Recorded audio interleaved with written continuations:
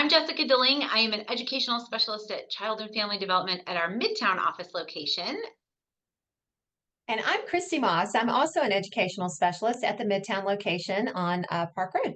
Yep. So Christy and I work together often, and today we are talking a little bit about social skills groups and how one size does not fit all. So we a lot of times will get questions about social skills groups from parents that we are working with, and sometimes speech therapists will be doing a social skills group, or you may hear of one in the community, or occupational therapists doing them.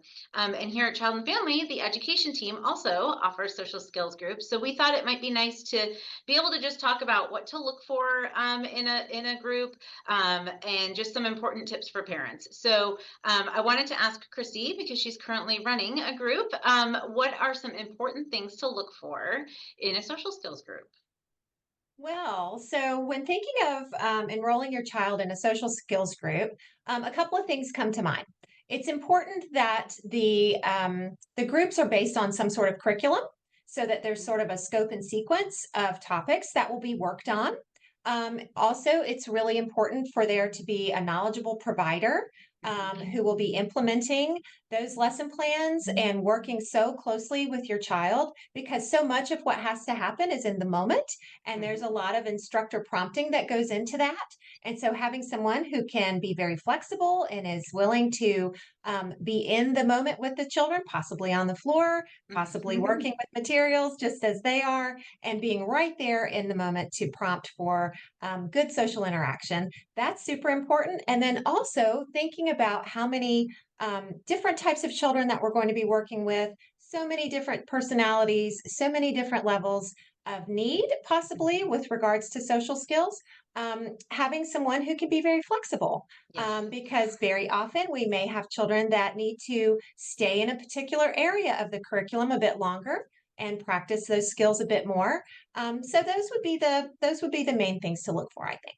Yeah, yeah. And one of the things I think that you said that is the most important is why it's important to be flexible. So, like you said, different dynamics of kids. And so I think sometimes some of the frustration that we hear as educators, I'm sure you would agree, is that, you may sign your child up for a group and maybe the dynamic was different and the group didn't work out. And it really is not a one size fits all, right? We really want to get the right group of kids together who can really learn from each other. And that's why sometimes there is some trial and error to that piece of it. So flexibility, not only in what Christy was saying about being able to be flexible, whether you're on the ground with your materials, whether you're in the moment, but also flexible with the groups of kids. And I feel like we're pretty good about saying this dynamic is going to work, or we maybe have another group happening in a few weeks that would be a better fit.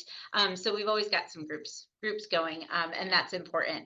But Chrissy, can you just share some ways that social skills groups can even be beneficial for kids? How do social skills groups help? Well, actually, so when you're thinking of a young child, maybe early elementary age, and they're in a school setting, and you think, oh, well, they have plenty of opportunities to be social, right? Very often, some children are maybe not progressing in the same way as their peers when it comes to social interaction, sort of recognizing when it's appropriate to initiate a conversation, when is it appropriate to play, how is that play appropriate? What might not be appropriate? And how to understand what social cues mean. Understanding one another's facial expressions, understanding intonation in what people are saying, how they're saying it is also communication, not just their words. So, all of those things sort of play into learning and operating in the social world, right? Yeah, And so many definitely. times, just because little kids are in school doesn't mean they're drinking all of that in.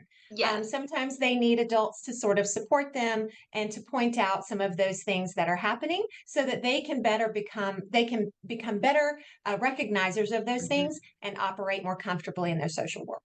Yeah, yeah, and it's nice to provide like a warm environment for them to be able to practice that. I definitely agree. So, if a parent signs their child up for a social skills group, what are they expected to do as far as participation goes? So the parent would initially have a screening call with the instructor of the social skills group. And that conversation is a really good starting point for us to make sure that the groups are being blended well and that the participants are good matches for one another. Mhm. Also, sort of indicating from the parent that feedback on what their goals are for their child and what it is that they've been seeing so far for their little one, and also ongoing throughout the sessions. Communication will be weekly, and that way the parents can practice the skills that we're already implementing in group Yes, at home and in the perfect. community. Mhm. That's perfect. That's we are enrolling for groups at Child and Family Development, and if you have questions about that, you can reach out to us on our website, or you can call our front office and get some more information that way. And thanks for talking to me a little bit about social skills groups today. All right, thanks so much. Thanks.